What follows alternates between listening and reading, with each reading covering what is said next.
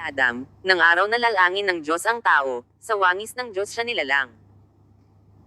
Lalaki at babae silang nilalang, at sila'y binasbasan, at tinawag na Adam ang kanilang pangalan, ng araw na sila'y lalangin.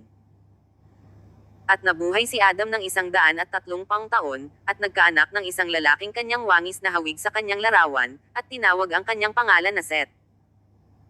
At ang mga naging araw ni Adam, pagkatapos na maipanganak si Seth, ay 800 taon, at nagkaanak ng mga lalaki at mga babae.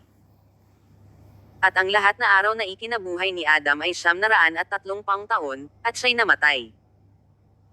At nabuhay si Seth ng 105 taon at naging anak niya si Enos. At nabuhay si Seth pagkatapos na maipanganak si Enos ng 807 taon, at nagkaanak ng mga lalaki at mga babae. At ang lahat na naging araw ni Seth ay 912 taon, at siya'y namatay. At nabuhay si Enos ng 90 taon, at naging anak si Canaan. At nabuhay si Enos, pagkatapos na maipanganak si Canaan, ng 815 taon, at nagkaanak ng mga lalaki at mga babae. At ang lahat na naging araw ni Enos ay 905 taon, at siya'y namatay. At nabuhay si Canaan ng 70 taon, at naging anak si Mahalaleel. At nabuhay si Canaan, pagkatapos na maipanganak si Mahalaleel, ng 840 taon, at nagkaanak ng mga lalaki at mga babae. At ang lahat na naging araw ni Canaan, 910 taon, at namatay. At nabuhay si Mahalaleel ng 65 taon, at naging anak si Jared. At nabuhay si Mahalaleel, pagkatapos na maipanganak si Jared, ng 830 taon, at nagkaanak ng mga lalaki at mga babae. At ang lahat na naging araw ni Mahalaleel ay 875 taon, at namatay.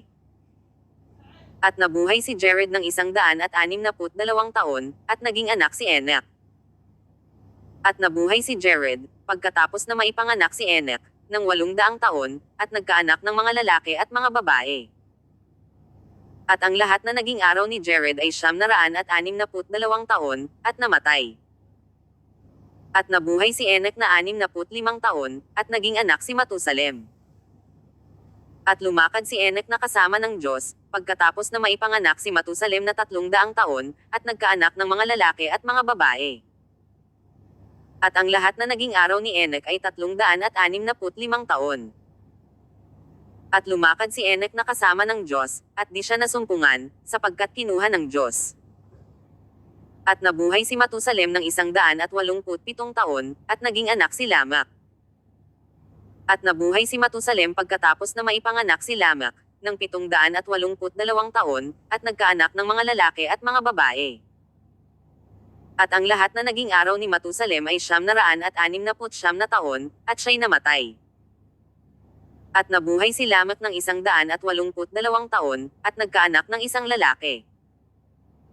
At tinawag ang kanyang pangalan na Noe, na sinabi, ito nga ang aaliw sa atin tungkol sa ating gawa at sa pinagpag-alan ng ating mga kamay, dahil sa lupang sinumpa ng Panginoon. At nabuhay si Lamak, pagkatapos na maipanganak si Noe, ng 575 taon, at nagkaanak ng mga lalaki at mga babae. At ang lahat na naging araw ni Lamak ay 777 taon, at namatay. At si Noe ay may 500 taon, at naging anak ni Noe si Sem, si Cham, at si Yafet.